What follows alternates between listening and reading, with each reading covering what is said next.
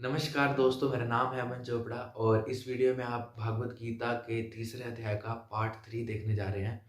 और इससे पहले जितनी भी वीडियो है, आप अगर वो देखना चाहते हैं तो ऊपर आई बटन में प्लेलिस्ट का लिंक है, आप ऊपर क्लिक करके सारी वीडियो देख लें। और ये वीडियो बहुत ज़्यादा इम्पोर्टेंट है। इस वीडियो के अंदर जो हाल फिलहाल में इलोन मस्क जो richest person in the world बने हैं, ठीक है? उनके ऊपर भी बात करी गई है। गीता के किस श्लोक को वो अप्लाई कर रहे हैं ज़िंदगी के अंदर। मतलब गीता के किसी एक श्लोक है जो आज आएगा, 2 या 1 या 2 श्लोक हैं जो इस वीडियो के अंदर डिस्कस होंगे, जिसको अप्लाई कर रहे हैं इलोन मस्क जी और इस दुनिया को बदलने का प्रयास कर रहे हैं और आप उसको कैसे अप्लाई कर सकते हैं। और भी बहुत सारी चीज़ें हैं जो आज की वीडियो के अंदर डिस्कस करी गई है, तो मेक श्योर कि वीडियो पूरा देखें। और अगर आपको वीडियो अच्छा लग रहा है तो उसको अपने दोस्तों के साथ, अपने सहपाठियों के साथ, अपने पेरेंट्स के साथ इसको ज़रूर शेयर करें। हरे कृष्णा। तो भगवत गीता के अगले श्लोक की तरफ बढ़ते हैं, जहाँ पे भगवान श्री कृष्ण कहते हैं कि स्वरूप सिद्ध व्यक्ति के लिए न तो अपने नियत कर्मों को करने की आवश्यकता रह जाती है, न ऐसे कर्म न करने का कोई कारण ही रहता है। उसे अन्य जीव पर निर्भर होने की आवश्यकता भी नहीं रह जाती। बेसिकली जो स्वरूप सिद्ध व्यक्ति होता है वो सिर्फ और सिर्फ कृष्ण भावना अमृत में कर्म के करते हैं। मतलब कृष्ण भावनामृत में कर्म करते हैं और वो कोई कर्म नहीं करते। मतलब वो जो भी काम करते हैं वो सिर्फ और सिर्फ कृष्णा कॉन्शियसनेस, वो सिर्फ और सिर्फ कृष्ण भगवान के लिए करते हैं। वो इसके अतिरिक्त और कोई भी काम नहीं करते हैं। ठीक है, यहाँ पर देखिए जैसे कि लिखा हुआ है, किंतु ये कृष्ण भावनामृत निष्क्रियता भी नहीं है। जैसे कि अगले श्लोकों में बताया जाए, कृष्ण भावना भवित कृष्णा कॉन्शियस व्यक्ति किसी की भी शरण ग्रहण नहीं करता, चाहे वो मनुष्य हो या देवता। कृष्ण भावनामृत में वह जो भी करता है उसके उसके कर्तव्य संपादन के लिए, और उसका वही कर्तव्य रह जाता है। मतलब उसका सिर्फ यही कर्तव्य रह जाता है कि मुझे भगवान श्री कृष्ण की सेवा करनी है। ठीक है, और चलो अगले श्लोक की तरफ बढ़ते हैं। अतः कर्म फल में आसक्त हुए बिना मनुष्य को अपने कर्तव्य समझकर निरंतर कर्म करते रहना चाहिए, क्योंकि अनासक्त होकर कर्म करने से पार ब्रह्म परम की प्राप्ति होती है।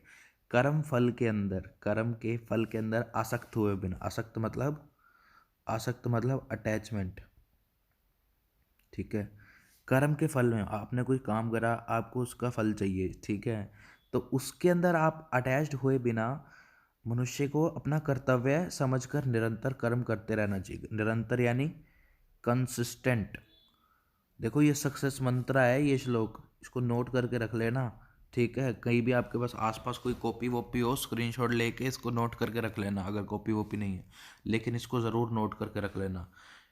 कर्म फल में ये सक्सेस मंत्र है ज़िंदगी का। ये बड़ा ज़बरदस्त श्लोक है। ये कर्म फल में आसक्त हुए बिना, ये जो सबसे बड़ी गलती हम करते हैं, ज़रा सा कोई काम स्टार्ट नहीं करेंगे, पहले से देखने लग जाएंगे भाई साहब रिजल्ट नहीं आ रहा, भाई साहब रिजल्ट नहीं आ रहा, रिजल्ट नहीं आ रहा। अरे आपको पता है कंपाउंड इंटरेस्ट की पावर क्या होती है? यहाँ पर भगवान श्री कृष्ण ने कहा है कि निरंतर कर्म करना चाहिए। निरंतर कर्म करने का, चलो मैं पहले आपको बेनिफिट दिखाता हूँ। ठीक है, एक थोड़ी सी वाइट जगह अपने को मिल जाए। हाँ, निरंतर कर्म करना, ठीक है। कंपाउंड इंटरेस्ट होता है, कंपाउंड इंटरेस्ट आपको पता है। अगर आप डेली आप कर्म करो और उसको 1% इम्प्रूव करो, किसी भी चीज़ को लिटरली, मतलब कोई भी चीज़ को आप 1% इम्प्रूव करो, गाना हो गया, बजाना हो गया, कुछ भी यार, आपकी एक्सरसाइज होगी। तो कंपाउंड इंटरेस्ट का फॉर्मूला कुछ इस प्रकार से होता है, 1+R/100 की पावर n। ठीक है, ये होता है कंपाउंड इंटरेस्ट का फॉर्मूला। तो अब यहाँ पे 1% आपने इम्प्रूव करा, ठीक है, तो 1+1/100, इसकी पावर कितनी, 365। ये आंसर पता है क्या आएगा? ये 1.01 की पावर 365। यहाँ पे पता है क्या आएगा? 37 पॉइंट कुछ कुछ चीज़ें आएंगी। ठीक है, 37 पॉइंट में आएगा। तो मतलब आप अगर डेली 1% इम्प्रूव करते हो, तो आज अगर आप एक्स पे हो, तो अगले साल में आप 37x पे पहुंच जाओगे उस स्किल के अंदर। अगर आप डेली 365 दिनों के लिए डेली 1%, सिर्फ 1% इम्प्रूव करते हो, और 2% की इम्प्रूवमेंट हो, तो ये 37 यहाँ पे नहीं आएगा। ये 37 की जगह यहाँ पे फिर आएगा 108। ठीक है, 37 की जगह। और तो ये कंपाउंड इंटरेस्ट, अल्बर्ट आइंस्टाइन जी ने भी कहा है कि ये 8th wonder of the world है। ठीक है, तो जब आप कर्म फल में देखो यार, कंसिस्टेंटली काम वही कर पाता है जो कर्म फल के अंदर आसक्त नहीं रहता। ठीक है, क्योंकि कंसिस्टेंसी का ये रूल है। क्योंकि मान लो कभी आपको वो कुछ मिलेगा, कभी आपको नहीं मिलेगा। मतलब मैंने ऐसा देखा है कि यार मेरे इंस्टा के ऊपर मैं ना डेली कम से कम 3 रील्स अपलोड करता हूँ, 2 रील्स तो अपलोड करता ही हूँ और एक पोस्ट डालता हूँ, ठीक है। तो ऐसा होता है कि कभी कभी एक हफ्ते के अंदर अंदर इस हफ्ते, इससे पिछले हफ्ते मेरे साथ हुआ कि एक हफ्ते के अंदर अंदर मोर देन 500 से ज़्यादा लोगों ने फॉलो कर लिया, ठीक है। और कभी कभी ऐसा होता है कि एक वीक के अंदर 20, मुश्किल से 20 लोग भी, मतलब लेस देन 20 लोग, लेस, कभी कभी ऐसा होता है कि कुछ भी नहीं होता एक वीक के अंदर, ठीक है। और इस वीक, इससे जो पिछला वीक गया उसमें 500 से ज़्यादा मेरे नए फॉलोअर्स मेरे साथ जुड़ गए। तो ये जो कंसिस्टेंट है ना व्यक्ति, वही रह सकता है जो कर्म फल के अंदर आसक्त नहीं होता, ठीक है। और अगर आप कर्म फल में आसक्त हो गए तो आपको इंस्टेंट फल चाहिए ना। आपने आज काम करा भैया, आपने कुछ भी ज़रा सा काम करा, आपको आपको क्या चाहिए, इंस्टेंट चाहिए भाई, मेरे आज करा अभी मुझे मिल जाए। फिर अब वो अभी मिलेगा तो फिर वहाँ पे अटैचमेंट होगी, तो आप वहाँ पर कंसिस्टेंट, उसको निरंतरता से फिर आप उसको नहीं कर सकते, ठीक है। निरंतरता से अगर कर्म करना है तो आपको कर्म फल में आसक्ति छोड़नी पड़ेगी। तो और तो जो व्यक्ति कर्म फल में आसक्त हुए बिना मनुष्य को कर अतः कर्म फल में आसक्त हुए बिना मनुष्य को अपने कर्तव्य समझकर निरंतर कर्म करते रहना चाहिए, क्योंकि अनासक्त होकर कर्म करने से उसे पार ब्रह्म परम की प्राप्ति होती है, उससे भगवान श्री भगवान, ठीक है, उसकी उसको पार ब्रह्म की प्राप्ति होती है। ये क्या पार ब्रह्म प्राप्ति, मतलब मुक्ति। मुक्ति मुक्ति बोले तो अल्टीमेट सक्सेस, अल्टीमेट सक्सेस। अब ये अल्टीमेट सक्सेस की प्राप्ति का भी यही मार्ग है, देखो। और जो हमारे भौतिक जगत में जो सक्सेस का मार्ग है वो भी तो यही है, कंसिस्टेंसी इज द की, ये बोलते हैं कि नहीं। पानी की छोटी सी बूंद ये हार्ड से पत्थर के ऊपर, पानी की छोटी सी बूंद ये हार्ड से पत्थर के ऊपर टप टप टप टप टप, ये पत्थर को चीर के रख देती है, एक छोटी सी पानी की बूंद। तो इतनी पावर होती है कंसिस्टेंसी के अंदर। तो अगले श्लोक की तरफ बढ़ते हैं। उस श्लोक को ज़रूर आप अपनी कॉपी वॉपी में नोट करके रख लेना कि जनक जैसे राजाओं ने केवल नियत कर्मों को करने से ही सिद्धि प्राप्त की, अतः सामान्य जनों को शिक्षित करने की दृष्टि से तुम्हें कर्म करना चाहिए। बेसिकली अर्जुन ना कोई ऐसा वैसा आदमी नहीं था, ठीक है, ऐसे नॉर्मल आदमी नहीं था, वो बड़ा विद्वान और बड़ा महान इंसान था, ठीक है। अगर वो युद्ध छोड़ के चला जाता है तो कल को क्या होएगा, बेसिकली कल को क्या होएगा, कल को लोग क्या सोचेंगे, अरे यार हम भी अपना ना कर्म छोड़ देते हैं और जाके जंगल में भगवान का नाम जप लेते हैं, ठीक है। हमको क्या ज़रूरत है यार ये जॉब वॉब करने की, तो बड़ा मतलब मुश्किल काम है, ये जंगल वंगल चले जाते हैं। तो वहाँ पर अर्जुन को जब ये गीता का संदेश मिला और अर्जुन ने जब ये गीता के संदेश के बाद युद्ध करा, अपना कर्म करा, तो यहाँ से हमको एक बहुत बड़ा मैसेज मिलता है कि हमको भी अपने कर्मों का त्याग नहीं करना है। हाँ ठीक है, जो आजकल बहुत सारे लोग कर रहे हैं कि अपना सर्वस्व आपको त्यागना पड़ेगा। आपने देखी होगी आश्रम, वो क्या है वो, आश्रम 2 सी, एक सीज़न देखा था मैंने उसका, एक सीज़न आश्रम 1 देखा था वो, ठीक है। तो उसमें वो क्या बोलते हैं, वो आपको अपना सर्वस्व त्यागना पड़ेगा, मुक्ति शुद्धिकरण कराना पड़ेगा, फलाना धमकाना। तो उनसे उनके सारे उनसे वो बाबा जी वो पैसे ले लेते हैं। तो भगवान श्री कृष्ण उनको, ऐसे लोगों के लिए तो खास करके गीता बड़ी इम्पोर्टेंट है, उनको जानना ये बात कि आपको अपना जो है कर्म करना नहीं छोड़ना है, ठीक है। कर्म करना ज़रूरी है, क्योंकि जैसे जनक जैसे राजा को भी नियत कर्म करने से, जो उनका डेली का उनका कर्म है वो करने से ही उनको सिद्धि प्राप्त हुई है, ऐसे नहीं प्राप्त होगी सिद्धि, ठीक है। अतः सामान्य जनों को शिक्षित करने की दृष्टि से तुम्हें कर्म करना चाहिए। अब अर्जुन ने युद्ध करा तो अर्जुन से हमको शिक्षा मिलती है कि हमको भी अपना कर्म करना चाहिए, ठीक है। और वो आश्रम वाले बाबा जी की तरह उनकी बातों में फंस के ये सर्वस्व त्यागना, ये सब जंगल जाना, ये सब बकवास चीज़ों के ऊपर विश्वास नहीं करना चाहिए, ठीक है। महापुरुष जो जो आचरण करते हैं सामान्य व्यक्ति उसी का अनुसरण करते हैं। वह अपने अनुसरणीय कार्यों से जो आदर्श प्रस्तुत करते हैं संपूर्ण विश्व उनका अनुसरण करता है, ठीक है। तो अब महापुरुष था ना अर्जुन, मैंने आपको बताया कि अर्जुन कोई ऐसा वैसा आदमी नहीं था, नर नारायण ऋषि वाला जो वो नर था अर्जुन, मतलब बहुत नेक्स्ट लेवल का व्यक्ति था, ठीक है। तो महापुरुष जो जो आचरण करता है सामान्य व्यक्ति उसी के अनुसरण करता है, ठीक है। तो ये तो बड़ी नॉर्मल सी बात है। जैसे बड़े बड़े लोग करते हैं, और मतलब जैसे मान लो जैसे गूगल करता है, उसकी कॉपी मारता है बिंग विंग, ठीक है, जो भी है।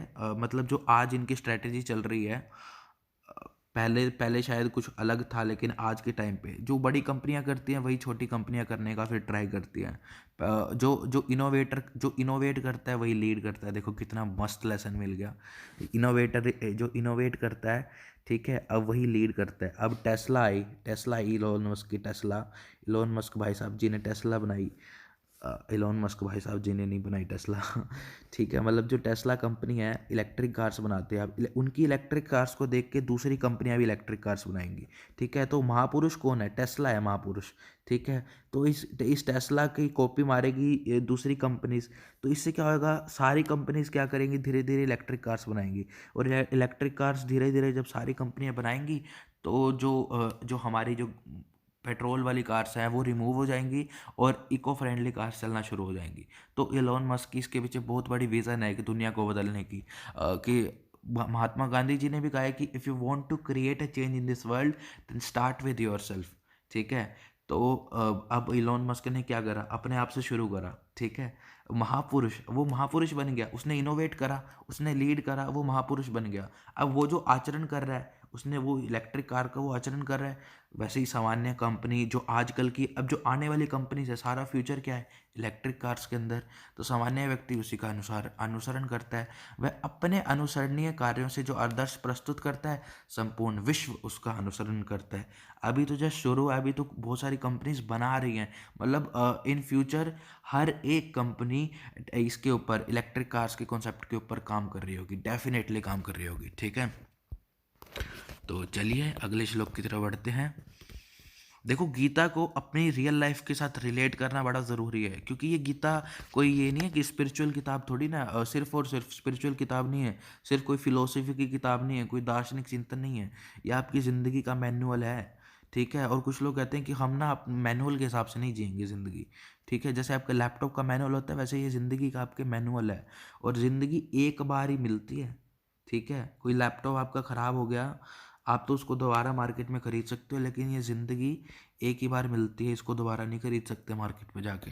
ठीक है, ये ज़िंदगी वापस फिर लेने के लिए आपको 84 लाख स्पीशीज़ में धक्के खाने पड़ेंगे, और फिर उसके बाद ये ज़िंदगी आपको मिलेगी। ठीक है, ये शास्त्रों में ये चीज़ लिखी हुई है कि 84 लाख योनियों के बाद इंसान की योनि मिलती है। हे प्रतापुत्र, तीनों लोकों में मेरे लिए कोई भी कर्म नियत नहीं है। न मुझे किसी वस्तु का अभाव है और न आवश्यकता ही है, तो भी मैं नियत कर्म करने में तत्पर रहता हूँ। अब बेसिकली देखो, भगवान श्री कृष्ण क्या कह रहे हैं कि तीनों लोकों के अंदर मेरे को यार अब यार आप एक बात सोचो, भगवान श्री कृष्ण तीनों लोकों के स्वामी हैं। ठीक है, तीनों लोक में हर एक चीज़ उनकी है, हर एक चीज़, एवरीथिंग, हर एक चीज़ को उन्होंने बनाया है, तो हर एक चीज़ ऑब्वियसली उन्हीं की है।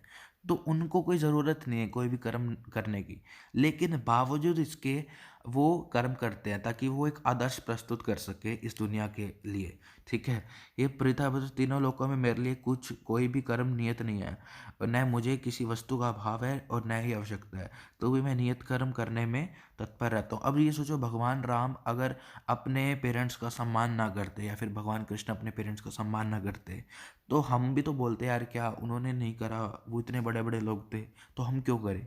ठीक है, तो वहाँ से यहाँ पे अगले श्लोक के अंदर इसको और ज़्यादा भगवान ने क्लियर करके लिखा है। ठीक है, अगले श्लोक की तरफ बढ़ते हैं पहले। क्योंकि यदि मैं नियत कर्म ना करूं, भगवान क्या बोल रहे हैं कि यदि मैं नियत कर्मों को सावधानी पूर्वक न करूं, तो ये पार्थ ये निश्चित है कि सारे मनुष्य मेरे पथ का ही अनुगमन करेंगे। अब सोचो, भगवान ना करते अपने जो भगवान ने कर्म करे, अगर भगवान ना करते, तो हम भी तो ऐसा बोलते ना, जैसे मैं आपको बताया, अगर भगवान अपने पेरेंट्स का सम्मान ना करते, तो हम भी ना करते, हम भी कहते अरे उन्होंने नहीं किया तो हम क्या कर लेंगे करके। ठीक है, हम क्या उखाड़ लेंगे करके। ठीक है, तो इसलिए भगवान ने अपनी ज़िंदगी के अंदर, चाहे वो भगवान थे, चाहे वो तीन लोगों के स्वामी हैं, चाहे सब कुछ उनके, बावजूद इन्होंने सामान्य जनों को शिक्षित करने के लिए कर्म किया। ठीक है, अब चाहे इलोन मस्क बिलियनियर है, मान के चलो, ठीक है, मैं कंपेयर नहीं कर रहा हूँ वैसे, तो वो एक महापुरुष तो है एटलीस्ट। चाहे इलोन मस्क बिलियनियर है, लेकिन वो सामान्य जनों को एक तरह से शिक्षित कर रहे हैं ना कि अपनी पृथ्वी के लिए कुछ उसको करना है, कुछ एनवायरनमेंट के लिए उसको कुछ करना है, हर हर एक किसी व्यक्ति को कुछ ना कुछ करना है। तो और आने वाले टाइम में उस उनको, इलोन मस्क को इंस्पिरेशन बना के बहुत सारे लोग उनके जैसा काम भी करने का ट्राई करेंगे और सक्सेस भी अचीव करेंगे डेफिनेटली। यदि मैं नियत कर्मों यदि मैं नियत कर्म न करूं, ये सारे लोग नष्ट हो जाएं, तब मैं अवंचित जन समुदाय वर्ण संकर को उत्पन्न करने को कारण हो जाऊंगा। इस तरह संपूर्ण प्राणियों की शांति का विनाशक बनूंगा। अब बेसिकली भगवान क्या कह रहे हैं कि अगर मैं नियत कर्म नहीं करूंगा, ठीक है, तो अगर भगवान खुद नियत कर्म नहीं करेंगे तो कुछ लोग ऐसे भी तो होंगे, ठीक है, वो कहेंगे कि भगवान नहीं करते तो हम भी नहीं करेंगे। भगवान अपने नियत कर्म नहीं करते, वो 4 बजे नहीं उठते तो हम क्यों उठे भैया 4 बजे हैं? हम क्यों हम क्यों अपना नियत कर्म करें फिर? तो उससे क्या होएगा, एक अवंचित जन समुदाय, एक एक सेक्शन बन जाएगा सोसाइटी के अंदर जो उनका अनुसरण करने लग जाएगा, और इसकी वजह से जो है संपूर्ण प्राणियों की शांति खत्म हो जाएगी, और जिसकी वजह से समाज में बड़ी उथल पुथल हो जाएगी, ठीक है। जबकि भगवान को ज़रूरत नहीं है, लेकिन भगवान सिर्फ हमारी भलाई के लिए आए हैं इस धरती के ऊपर और अपना नियत कर्म करते हैं, ठीक है। जिस प्रकार अज्ञानी जन फल की आसक्ति से कार्य करते हैं, उसी तरह विद्वान जनों को चाहिए कि वे लोगों को उचित पथ पर ले जाने के लिए अनासक्त रहकर कार्य करें। आसक्ति मतलब फल की आसक्ति मतलब क्या? फल की अटैचमेंट, फल की अटैचमेंट यहाँ लिख देता हूँ, ठीक है। ये बेवकूफ़ जो लोग होते हैं वो फल के लिए काम करते हैं भैया, मतलब उनको ना, मतलब खासकर इंडिया के अंदर ये चीज़ होती है, उनको सिर्फ ना पैसा दिखता है। मतलब ये स्ट्रीम भी, यहाँ तक कि यार लोग बच्चे ना स्ट्रीम भी ऑप्ट करते हैं ना, वो पहले ये देखते हैं भाई नॉन मेडिकल में पैसा है, मेडिकल लेंगे तो बहुत इन्वेस्टमेंट लगेगी, उसके बाद रिटर्न मिलेगा। जल्दी पैसे कमाने तो नॉन मेडिकल ले लेते हैं, ठीक है। इंजीनियर बन जाएंगे आईआईटी से, एक 2 3 4 लाख का पैकेज लग जाएगा। तो वो फल की आसक्ति से कार्य करते हैं। वो आईआईटी की तैयारी कर रहा है, वो किस लिए, वो ये नहीं कर रहा कि उसकी नॉलेज बढ़ रही है, वो कुछ सीखने को मिल रहा है, ना जी ना। वो कर रहे हैं वो 3 लाख के पैकेज के लिए, 2 लाख के पैकेज के लिए, फल की आसक्ति से के लिए वो कार्य करते हैं। क्या 3 लाख या 2 लाख कमाने के और तरीके नहीं हैं? 1 करोड़ तरीके हैं ये 3 लाख या 2 लाख कमाने के, ठीक है। लेकिन वो फल की आसक्ति से कार्य कर रहे हैं, जो कि गलत है। अब तो वहाँ पर भगवान श्री कृष्ण यही कह रहे हैं कि फल की आसक्ति से कार्य मत करो, ठीक है। मतलब आईआईटी आपको तैयारी करनी है तो ये मत देखो कि आपको पैकेज ही लेना है। बहुत सारी चीज़ें होती है, रिसर्च होती है, मतलब इसके अंदर आगे कुछ लोग स्टार्टअप भी करते हैं, कुछ लोग बिजनेस करते हैं, इतनी सारी अपॉर्चुनिटीज़ हैं। लेकिन वो जो व्यक्ति सिर्फ ये 1 लाख या 2 लाख या 3 लाख या 5 लाख के पैकेज के लिए आईआईटी की तैयारी कर रहा है, तो वो बेवकूफ़ी कर रहा है, ठीक है। ऐसे ही अपनी स्ट्रीम के अंदर भी इसको लगा के देखो, अ, ठीक है। तो अ, अपने फल की आसक्ति से कार्य नहीं करते। तो ये अब मेरी आईआईटी, क्योंकि मैंने भी आईआईटी की तैयारी की थी, तो मैं इसको अपनी लाइफ के साथ रिलेट कर रहा हूँ। ऐसे आप मान लो यूपीएससी की तैयारी कर रहे हो, या फिर आप कुछ कोई और काम कर रहे हो, आप भी अपनी ज़िंदगी के साथ गीता को रिलेट करो और इसके लेसन्स को अप्लाई करने का ट्राई करो। और मैंने भी इसी अज्ञानवश ही 1 लाख 2 लाख 3 लाख 5 लाख के पीछे भाग के ही करी थी तैयारी, ठीक है। मेरा कोई इंटरेस्ट नहीं था इसके अंदर, ठीक है। तो उसी तरह विद्वान जनों को चाहिए कि वे लोगों को उचित पथ पर ले जाएं, उचित पथ पर ले जाने के लिए अनासक्त रहकर, अनअटैच्ड रहकर कार्य करें। विद्वान जन जो विद्वान है, ठीक है, ये तो समझ में आ गया होगा, नॉर्मल हिंदी है। विद्वान व्यक्ति को चाहिए कि वह सकाम कर्मों में आसक्त अज्ञानी पुरुषों को कर्म करने से रोके नहीं, ताकि उनके मन विचलित न हो। अभी तो भक्ति भाव से कर्म करते हुए वह उन्हें सभी प्रकार के कार्यों में लगाएं, ठीक है। बेसिकली भगवान श्री कृष्ण विद्वान लोगों को ये एडवाइस दे रहे हैं कि मतलब जो अज्ञानी है, ठीक है, वो जो बच्चा है आईआईटी की तैयारी कर रहा है पैसों के लिए, ठीक है, उसको रोको मत, उसको रोको मत, वो तो बेवकूफ़ है, ठीक है। उसको रोकने का कोई फ़ायदा नहीं है, क्योंकि वो समझने वाला है नहीं। मतलब समझ जाए तो अच्छी बात है, ना समझे तो क्या कर सकते हैं। उसको अगर समझाना है तो आप अपना जो अनासक्त भाव से कर्म करो। मतलब मान लो एक अच्छा एक मतलब एक विद्वान बच्चा है जो भगवद गीता वगीता पढ़ बैठा है और फिर आईआईटी की तैयारी करने गया, और एक बेवकूफ़ है, ठीक है, जिसको कुछ वुच नहीं आता। तो एक विद्वान है और एक, तो ये जो विद्वान है उसको इसको रोकना नहीं चाहिए, उसको ये नहीं कहना चाहिए भाई तू ना कर ऐसे तैयारी, ऐसे 2 लाख कमाने के अला अब बहुत सारे तरीके होते हैं। उसको अपना खुद का कर्म करना चाहिए, और बाद में अपने आप ही उसको, ये इस व्यक्ति को जब भी उसको देखेगा कि हाँ यार वो बिना, उसको कोई टेंशन नहीं है, उसको कोई आराम से वो बिना टेंशन के बिना स्ट्रेस के वो तैयारी कर पा रहा है, तो अल्टीमेटली वो अपने आप ही इसके जैसा बनने लग जाएगा। ठीक है, तो भगवान श्री कृष्ण ने यही कहा है कि विद्वान व्यक्ति को चाहिए कि वह सकाम कर्म में असक्त ज्ञानी पुरुष को करने से रोके नहीं, क्योंकि उनके, ताकि उनके मन विचलित ना हो। ठीक है, अभी तो भक्ति भाव से कर्म करते हुए वह उन्हें सभी प्रकार के कार्यों में लगाए। तो